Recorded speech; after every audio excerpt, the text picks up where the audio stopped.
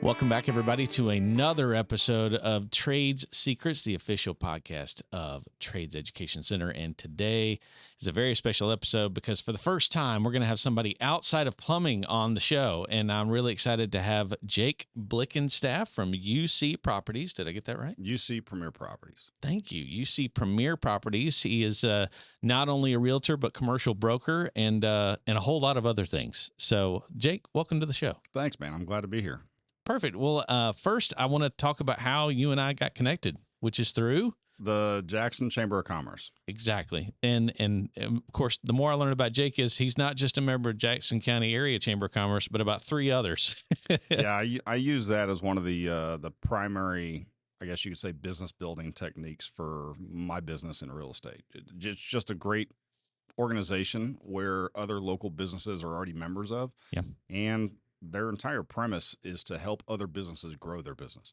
And so, like, what better way than to be able to, like, your membership or your fee to join is essentially your access to the list of members. And not a lot of people look at it like that. They're like, oh, I don't want to go to networking events, especially if that's not your thing. But really, like, your access to that list of other people that are trying to grow their business is huge. I like that. And that's something that I've learned. I really didn't do any of that in my past careers until now. And once we started with Jackson County and now with our nonprofit Little Red Acorn, we're with Jackson and Barrow. And man, you're right. What it unlocks is the possibility of relationships. Yeah. And the possibility of working with others to promote everything that everybody's doing. Because I mean, typically the people that join those, they're wanting to grow, but they're also looking for other people to grow with. Mm-hmm. And so I've really appreciated that. And it, like you said, it gives you an automatic in. I mean, that was the email I got from you. Hey, I saw you guys on the chamber. I'd love to talk. Cool. Let's go. Yeah. And I mean, whenever anybody, let me back that up. If you are new at networking and trying to get to a place in your business, and this is 100% important on the trade side, where it's like everybody wants to be known in their community, but that doesn't happen unless the work actually gets done on the front end. And so with the Chamber of Commerce, for me, I can almost say I kind of cracked the code with this of like having those conversations with those individuals. You always want to try to build rapport immediately. Yeah. And so if you're both simultaneous members of an organization, that's an easy rapport connection. Mm-hmm. And so as soon as you say, hey, we're both members of the Chamber of Commerce, I'd love to just come out and learn more about your business. Yeah. And so now I'll automatically, like what I like to call the BS wall that anybody feels like if they're getting sold to, like that goes away because it's like, okay, yeah, let's talk. And then through that natural conversation and process, I'm like, hey, by the way, I'm also in commercial real estate. If there's ever anything I can help you with, just let me know. Yeah. I do love that. And it's something that one of my partners, Chris, has talked about that he enjoys. Yeah, because a lot of times the events, things you go to, you might not be talking to decision makers that first time, but chances are if you talk to them, if you're genuine, upfront, honest, all those things with those individuals, they're going to carry your name and business back to the business owner. Mm-hmm. And then the next time it'll be a different event where the owner is there or the decision maker is there. And now you've got that soft handoff, from whoever works in their office or whatever. And I've definitely seen that. It's been really neat to be at different events, to engage with different levels of, authority, if you will, in different businesses and, kind of work on those relationships and build on those to see where it might lead because you really don't know where it's going to lead. Yeah. And in my business, granted, I'm in sales, but at the end of the day, it's all about relationships for me. Mm-hmm. And so there's a lot of individuals that are in my industry specifically that are very transactional. So like if they're not getting something directly out of a relationship right then and there, boom, they're going to the next person. Yeah. So I came up with the mindset of I wanted to be a connector within my industry because like if Keith, you say, hey man, I'm looking for somebody to do this. If I have somebody in my network that I can instantly connect you with, or like, man, I actually know somebody. Like regardless if I don't get anything from that value exchange right there, I've now increased my social status with you to where now in the future, if anything does come up that does relate to me, you're automatically like, oh, you need to call Jake. Yeah. And so like if you do that enough, and obviously, we all have to eat in our businesses. So like if you do that enough, eventually that love starts coming back to you in the same way. And like honestly, that's how I built my business over the last 5 to 7 years, and it's paid off tenfold. I love it. And I do. I agree with that. I wish I could shout it to the mountaintops, or from the mountaintop, I guess, to a lot of small businesses. Make the, I mean, if let's say, they always say marketing, you're supposed to be putting at the very least what 10% of your business into marketing, right? Mm-hmm. Okay, well, let's say a lot of people, let's say a lot of businesses aren't doing that. Okay, well, at the very least, put that 10% in joining a chamber or two. Yeah. I mean, that's marketing right there. I Yep. mean, even that would help you move forward or at least maintain what you're doing, if not try to grow. So I hope you don't mind us talking about that. I just thought it was such a neat way that you and I connected through that because of the chamber. And I want to toot their horn. I mean, all the chambers locally do a great job Yeah. of connecting people and helping grow the community. So Yeah, if you're a small business, I would highly advocate. If you're not already a member of the Chamber of Commerce, definitely check them out, attend their events, use my entire strategy that I just told you about, and then just go meet everybody that you can. yeah, absolutely. The net, all of them had networking opportunities that take an hour out of your an hour and a half out of your week, maybe, or maybe out of a month. Yeah. That's not bad. Now, going back to UC Premier Properties, how in the world did you get into real estate? And again, I'm going to make it connect to skilled trades. So give us the lowdown. So I wear many different hats and have many different titles today. But really, it all started. So I was in the Navy and stationed out in Hawaii as a gas turbine electrician. So we worked on the engines that propelled the ship through the water. Wow. It was super cool. Loved it. Didn't really do well with the whole military thing. So kind of got out of that, but then transitioned into working in power plants. Okay. So I got started as an operations and maintenance technician. And then from there, wound up getting back into the electrical field as an INC technician, and then eventually ended my career in that industry as an electrical INC supervisor or electrical superintendent for a power plant. All right, so what does INC stand for? Instrumentation and controls. So we worked on all low voltage, high voltage, rewiring motors, all that kind of stuff. So basically anything that had power within the plant or had a control system attached to it, we were responsible for. So the systems that make everything work. Mm-hmm. Wow, that's pretty cool. So now I do have a question backing up to the Navy. How did you fit? You're a tall guy. Yeah. So I'm 6'5". I was definitely on a surface ship, so subs weren't for me, and I like daylight. Yeah. But no, the first month, I probably had a couple concussions just from cracking my head on everything above me. But you learn to be able to walk and bob and weave wherever you're going, just like any job site. Sorry, I just had to. I was like, dude, you're 6'5". Like, how are you gonna pull that off? Like every doorway I've seen in a ship, either submarine or regular, is not tall. Yeah, lots of ducking, lots of knots on the head. Very cool. So lots of core strengthening. Yeah, absolutely. Well, cool. All right, so you make your way through the military, which gave you a lot of background, a lot of training, which allowed you to parlay that into the electrical field or the power. Yep. And then, how did you move from power out?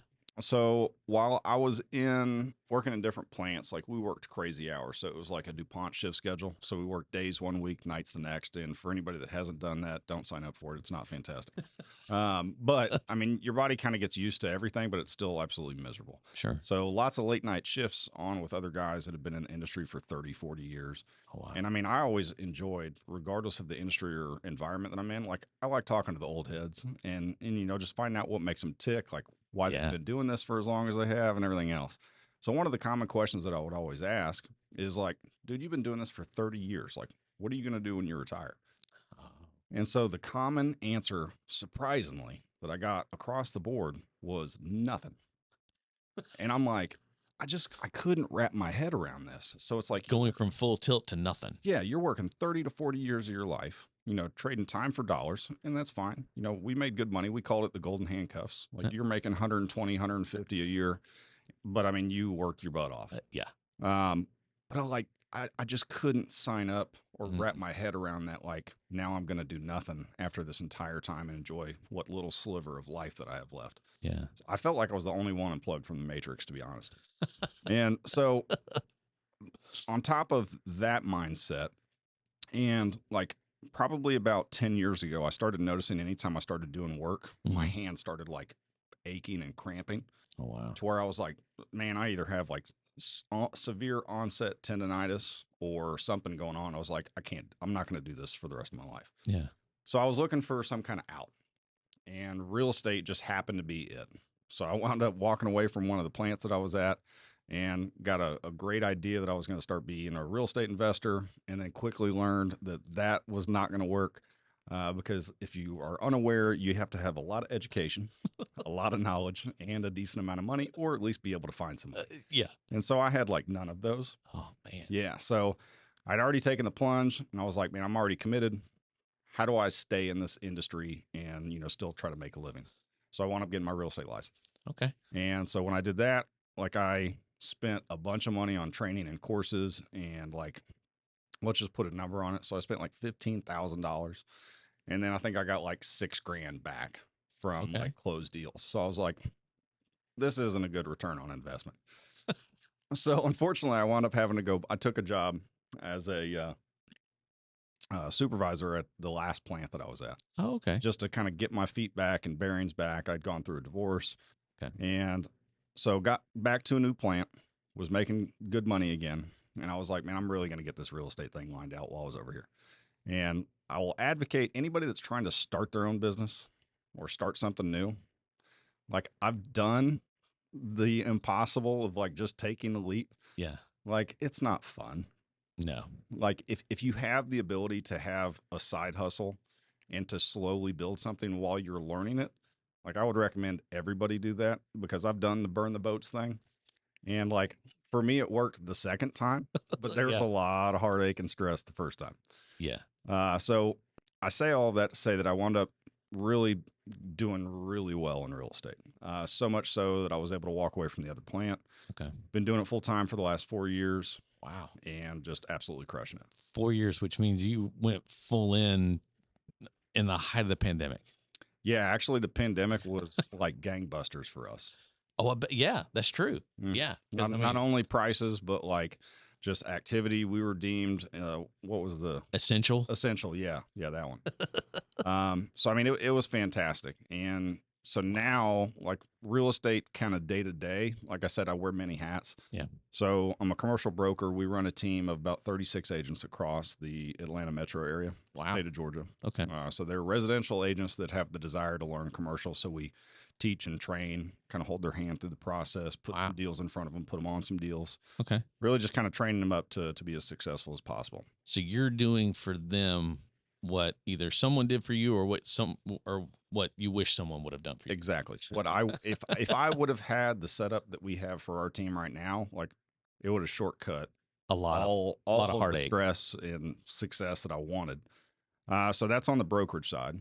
Okay. On the investment side, we run an investment and development company, Altitude Development Group. Okay. So we have a pretty high goal that we're trying to shoot for. We want to own $100 million in real estate in the next 10 years. Wow. So we're looking at roughly about $10 million per year to acquire. That's awesome. Yeah. So we primarily look, I think like secondary, tertiary markets, downtown retail.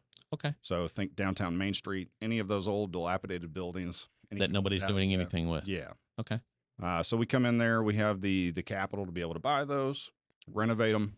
Being on the brokerage side, I know tenants that have the desire to move and expand. Okay. So we can usually lease those up. And then once we have a stabilized asset, we usually just refinance it, pull some money out, and roll it over into another property. That's cool. I mean, what a neat thing. And I think this is where we see the tie into the trades. Correct. Because you guys, in those efforts, the trades are all in it. Absolutely. Like I already wear a ton of hats as it is. And, I promised myself a long time ago, I will not be the one that's swinging a hammer. But I do love the individuals that like truly love their craft and have the attention to detail of knowing, and, they're the professionals. Yeah. And so like, I got no problem saying, hey, Keith, man, I got a project coming up. Like if you're in the business, would love either somebody, or, put this project in front of you so that way we can get a quote on it and knock it out. Well, and because it's extremely important for you guys, because y'all are not just buying and selling, y'all are owning these properties that you're investing in. So y'all have to stand behind the facilities that you have. You have to be able to tell tenants, we're here, we're going to be behind you. y'all are going to be the ones that take care of, or I guess, take care of a lot of those issues that come up over time Yeah. that are going to involve electricians, plumbers, carpenters, whoever. So, I mean, I see that.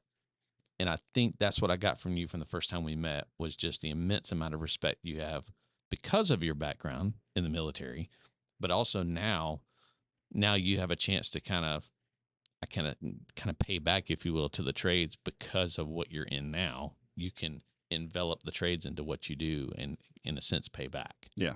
No, 100%. The path that we're going on, a rising tide lifts all ships is what I like to say. So like the more projects that we're able to do, the more people that we're potentially able to employ, or at least our GC is able to employ through the process. Yeah. And, just, it helps everybody. And then like our entire mission is just the revitalization of downtown communities. That's cool. Like the walkability, like depending on where you're listening from, I'm not talking about Atlanta. No. I'm talking about like Monroe or Kennesaw, Marietta, Woodstock. So like all of these secondary markets that like 10, 20 years ago, they were kind of like not necessarily blips on the radar, but they weren't booming. No. Well, now everybody, for the most part, what we've seen in the market are people are trying to escape that downtown Atlanta vibe. Yeah. And they want that, not necessarily Mayberry, but they want hometown. Absolutely. That they want that hometown feel. And so like the live, work, play environments where you're, 20 minutes from just about everything that you want to. And if you want to go to the downtown area and it's walkable with stores and restaurants and everything else, then that's kind of the vibe that we're seeing. And that's 100% as far as Northeast Georgia is concerned. Yeah. That's where we're focused. Well, and it kind of plays into some of the trends and some of the changes we've seen in the workplace, especially since the pandemic. I mean, I know a lot of companies are really making that push for people to come back to the office. And I see that. And I know that part of that is driven by we have empty offices that are not being used and we're paying for.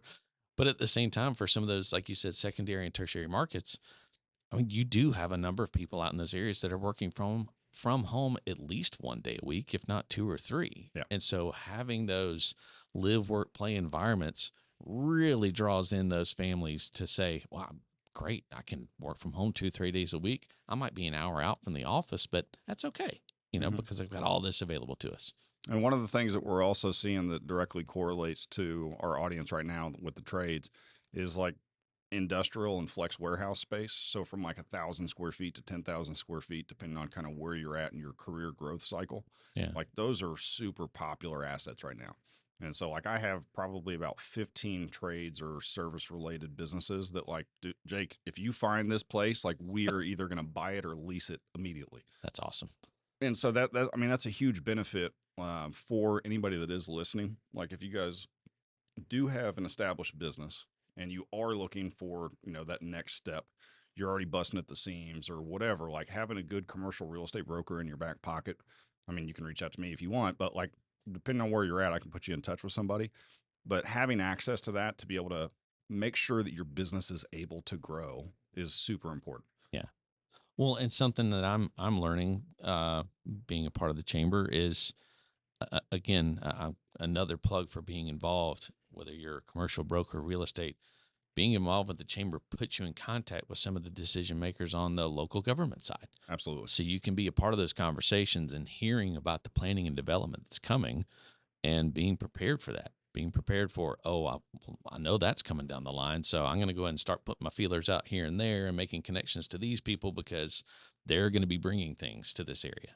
Well, that's actually a great topic. So one of the things that I always do, not only as an investor and a broker as well, whenever we're moving into a new market, so like we're focused on commerce pretty heavily right now. It's got close access to 85, Jefferson's booming, everything, Brazelton, Hamilton Mill. So like that continued path of progress up 85 is what we're paying attention to. Great school system in commerce. Absolutely. People move there to be a part of that community.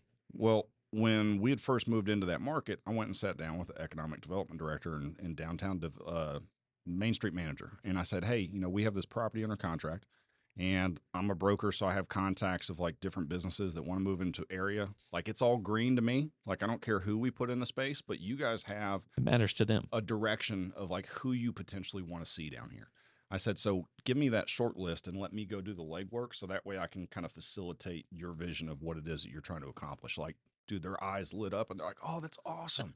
And I mean, honestly, it made my job easy. Well, yeah. because then it gives you a really, I mean, it helps you have a pretty clear market as to who you can go toward Yeah. and offer that thing instead of a shotgun approach. Mhm. I don't know who's going to bite. Yeah, like I said, at the end of the day, it's all green. But I usually like to have good relationships with any of the local municipalities because you never know when you might need something down the road. Yeah. Have to get a permit, and Sure. I'm not saying that anybody gives anybody preferential treatment, but like No. if you're easy to work with, then usually things get done in a more seamless manner. Yeah. Again, not having that, at the very least, not having an adversarial relationship with local government's a Correct. good way to go. Yeah, yeah. That what's the old saying? It's easier to catch flies with honey than it is with. That's exactly than vinegar. That's Yeah. exactly right. Yeah. So, well, that's really cool. I think that's what, again, going back to the conversation that you and I had when you came here to visit, I think that was what excited me was great. I can get somebody not plumbing on here, but also learning your background of the skilled trades. And I think that's part of what we're trying to do. We're trying to let people know that the skilled trades are a part of everything. And that's not to say that the trades are the be all end all, but it just means that every part of our economy, every part of our industry is so interconnected. Yeah. That if we get too much in our own silo, that it's hard to recognize the help that we could get and the help that we could be to others if we're willing to work with other people. No, absolutely. And that was one of the reasons that I was excited after I met you over here the first time at the Trades Education Center. Like seeing what you guys built, I mean, it's fascinating. Kind of goes back to what I'm doing with my team as far as like what we're providing. Like if I would have had that when I first got started, Yes. like it would have been a game changer. So unfortunately, going back to my military career, like I learned everything that there was associated with gas turbines and electrical. And then when I got out into the field and started working in power plants, like the first couple of years, it wasn't that big of a deal. But when I got into a supervisor role and they're like, hey, you guys need to go bend conduit. And I'm like, dude, I didn't bend conduit on the ship. Like I was never even taught that. So like my base level of education that's supposed to be known by everybody in the electrical field, I'm like, I skipped that day. Like, Right. we didn't have that. So I mean, seeing what you guys are creating here, it's super neat because I know that being able to walk into a job and like truly understand like what your job description is Yeah. and to be confident in your ability to go be able to produce or do that. Like for one, it's fantastic to be able to walk home or go home at the end of the day and just like know you've accomplished something. Yeah. But to not have that anxiety of like, oh, I'm going to dread my job today because I'm going to get asked to do something that I don't know. Yeah. Yeah. Well, and again, I think, like you explained about what y'all are doing, like it's just so relates to how we're doing plumbing. Like there's residential and commercial and industrial plumbing. Well, we're going to give them a kind of a ground level, understanding of all those where principles can apply to all of them. And I think y'all are doing the same thing. Like y'all are bringing along, real estate agents to help them understand the commercial side because it is a different beast. Oh yeah, totally different animal. But y'all are giving them the opportunity to learn, from the ground what that looks like, how it does relate to residential and how it doesn't, and how it's parts of it are absolutely different, because I'm sure timelines are different. And, gosh, I'm trying to think, permits are, all those things are different. Yeah, I mean, you got leases, like different property types have different things that are important. Who the end user might wind up being, what's going to be important to them. So, like, if it's a retail space, people care about, like, does it have visibility? If it's an industrial space, people care, like, is it close to primary highways? If it's transportation logistics. So, like, every asset class has its kind of unique personalities about it. But yeah, I think the important part, and this is similar to, like, what you guys are doing, of just being able to, like, be given a baseline level of knowledge. And then, like, yes, you still need to go out there and try to do the work. But if you have questions at any point in the time, like you have somebody that you can come ask those questions to without getting chastised or anything like that. Yeah. Now, I know when I was in the industry, sometimes you'd still get popped upside the head. If you asked there's no such thing as a stupid question, but you found out that there were some stupid questions. No, I'm glad you said that because, I know that's part of what we try to prepare the apprentices for is you're going to run into some people in the industry that are still of that mindset that you don't know anything, which for the most part you don't. And you might get yelled at a lot, but also you might not get yelled at as much if you've got some basics with you. Yeah. And I think it's kind of what you're speaking to. Yeah. I think regardless of the industry, asking the right questions and just paying attention to what's going on, Mm. like that's huge. Mm-hmm. And I've never been worried about getting chastised, and like I use self-deprecating humor on a regular basis anyway, so it's like, yeah, I'm an idiot, but go ahead and give me the answer here. I agree with that. I use that a lot. I say use it because it's true. Like a lot of times I don't.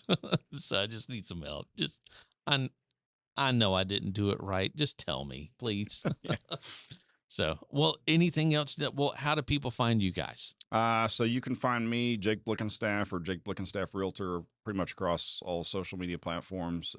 You are also on my podcast, the Northeast Yes. Georgia Real Estate Podcast. We interview Right other there. local business owners, talk about what's going on in the real estate market. And also for anybody that's out there listening, like I would love if you guys, because you're in the field, you're working with clients on jobs. Like if you guys come across anything that like there's any indication that somebody's willing or wanting to potentially sell a building, maybe they're finally getting around to some renovations. Mm. If you guys hear that, please reach out to me. I would love to talk to any potential property owners that might be coming on the market or they think about that. Those are great opportunities for us. We, for the most part, work all over the state, primarily focused in Northeast Georgia, but we'll pretty much look at anything.